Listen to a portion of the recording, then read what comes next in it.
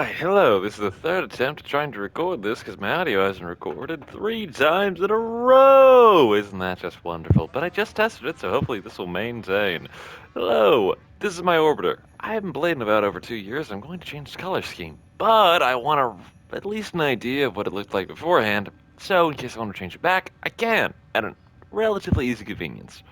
Also, this is a bit of a check-in for myself in case I view this later, just to see what it looked like back when I started picking back up the game again. First big change was this actually the Railjack, which is a ship that's used in a secondary version. Well, one of the many game modes Warframe has. Used to, you had to go to your dojo, which was a load screen and then a load screen, and then a large run in my case because of the way it was set up to finally get to the damn thing. Thankfully, that's been overridden, and it's been really useful for that. Here's Conclave. Nobody plays Conclave because it's PvP and a primarily PvE-based game. Balancing's all out of whack, things don't make sense, and it's also never played, so the matchmaking is terrible. Also, right there is a bust of the figurehead of Conclave. His name's Teshin. He's a relatively decent dude and very useful in the story of the game. This is the Codex where I have a bunch of noggles. Most of these were from yearly events and or other things that allowed me to gain them. Mostly yearly events though. All the purplish, black, and blue ones are actually from PS4 event. That happened about once a year. That did happen on happened on other venues of the game, but that's the reason why they're colored that way. And a frozen Iatan sculpture, as well as a snowman because I use the Christmas theme in my orbiter because I thoroughly enjoy a frozen Iatan sculpture, and also, I don't know, it's better than not having one at all. The snow's nice, and I used Frost Prime for a long time, so the ice stuck. Oh, and that right here next to this pedestal Prime, which keep in mind that costs 1,000,000 of this currency right here, which, ta-da, has your definition right there. The dominant currency, the origin system. Explore the system and complete missions to earn more. Handy. This is the hard currency, platinum. Almost none of these were bought with this. This is the currency that has to be bought with actual money or traded using this chat from other players. It's a whole shenaniganry, and platinum's expensive. Outside of this, that right there, right underneath this shop screen, is a autistic Tenno, so essentially a little miniature space gods.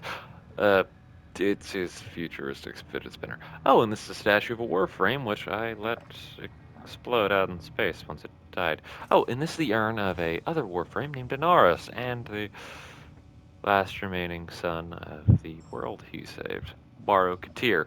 I have a lot of his stuff. Fun fact, I'm actually wearing his chest piece and having his little things on my shoulders. Handy, right? Neat. Outside of that, moving on to the main center. Oh, yes, these are his Roombas. I know they have proper names, and I don't know them, or at least I don't wish to recall them. I have 2 of them. They're really nice for keeping the place clean, even though they do functionally nothing. I do like how they move, but I really wish I could change the color scheme. It's so annoying not to be able to change their, like, emission color to something I would prefer. But back to plot.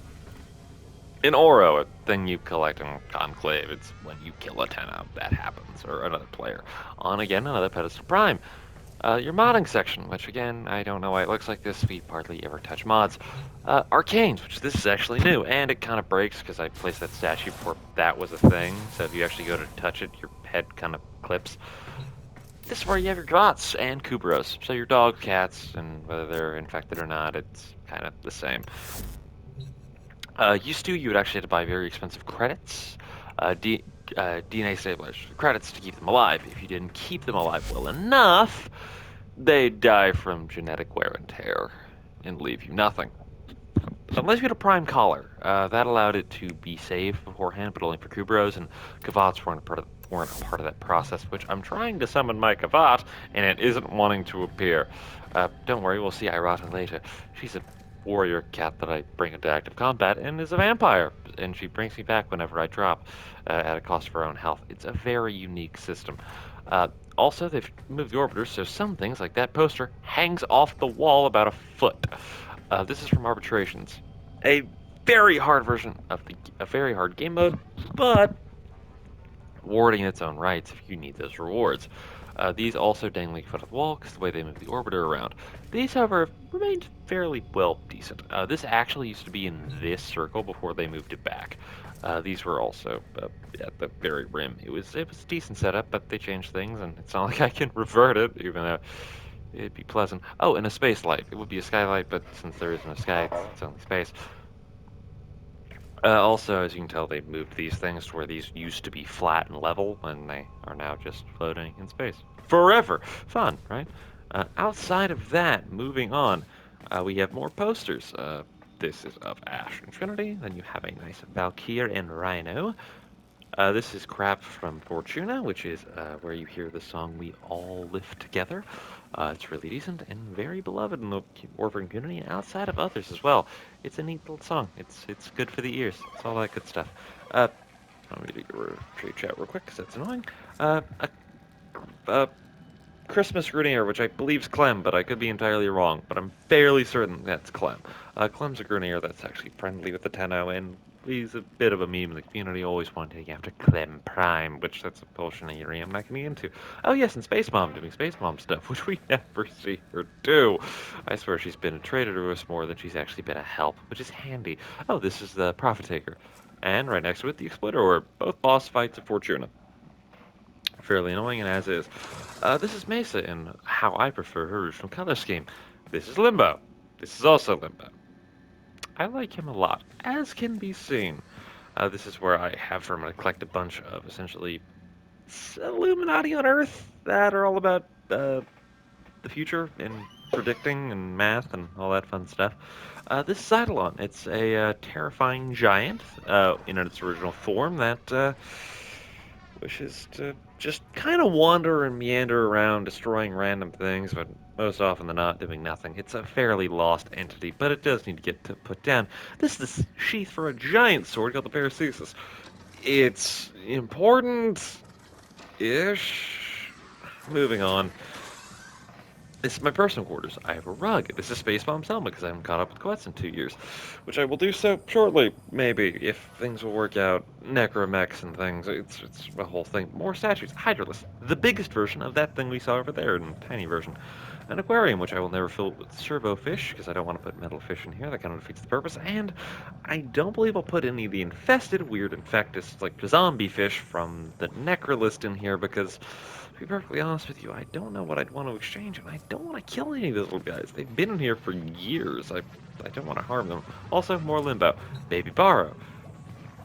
A Tenno gaming console called the Ludiplex. Arbitration things. I really do like that Kubro little statue bat. It's so nice.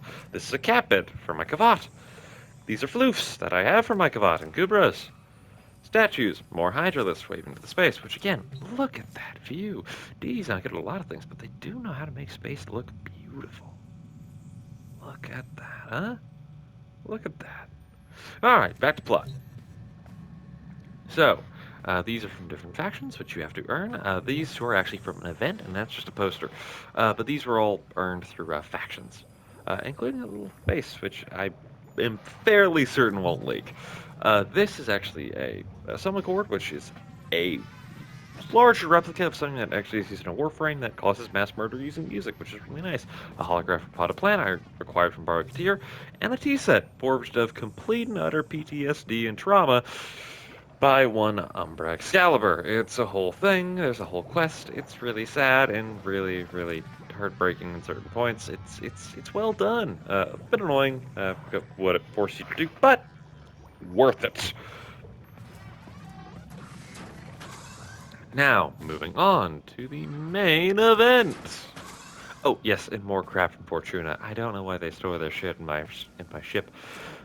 More posters, which that is Bargateer in the digital format. Statue, which I got for just randomly logging in once I'd gotten back after my 2-year hiatus. And a fish I hung up. I still have no idea why I hung up this fish. It cost me standing in the faction to get the thing to make it. I don't know why I did it, but I did. An extension of the Iatan fields, which are what these things are called. They're called Iatan sculptures. And then there's Iatan storms within them. You see this little indentions, the green and the gold. Uh, those are itin stars and amber itin stars. This is all redeemed for a resource called Endo. Endo is used to boost your modifications and make pretty much yourself stronger in your builds. Uh, you're supposed to be able to melt these down whenever you wish or place them in your ship. As you can tell, I like placing them in my ship. And now, as you can tell, I really like placing them in my ship.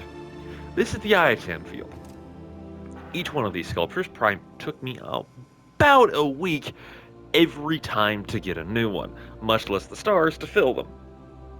This is a very expensive machination, and yes, every single aspect of this moves. And yes, it took me a very long time playing this game for an extended period. This right here, this child right here, is technically the person I'm controlling, which is then controlling the suit. Let me explain. This is what I'm actually technically in lore controlling. This is technically me. Isn't he just pretty? Don't worry, he doesn't look like me at all. I really like the Limbo Prime color scheme, and I'm about to change my ship to match it. It's going to hopefully turn out very well. But nevertheless. So, since I'm here, I'm not controlling the suit. But if I let go of myself, I'm back in the chair, and now I control the suit once more. Handy dandy, how about that? But outside of that, I'm just really enjoying the view. I've had my orbiter like this for years. The color scheme, not the layout. Well, to a degree of how I use the term years.